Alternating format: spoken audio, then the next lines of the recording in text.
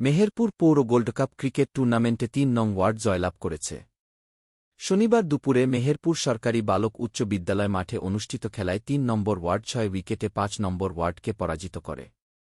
Toss হেরে প্রথমে bat করতে নেবে ৫ নম্বর ওয়ার্ড ১-৫ ওভার ৭ উইকেট হারিয়ে ৯৩ রান সংগ্রহ করে। দলের পক্ষে রোহান ২৫ রান করে।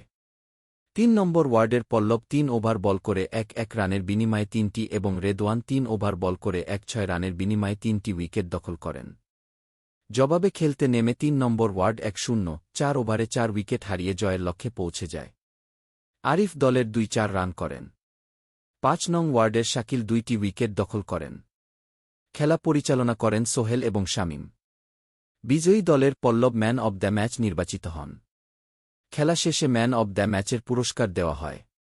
মেহেরপুর সজীব স্পোর্টস ও ইচ্ছের উদ্যোগে ম্যান অব দ্য ম্যাচের পুরস্কার দেওয়া হয়। ম্যাচ রেফারি মামুন, টুর্নামেন্ট কমিটির সদস্য আহমেদ রাজীব খান, রিনু, লিজন উপস্থিত থেকে ম্যান অব দ্য ম্যাচের পুরস্কার তুলে দেন।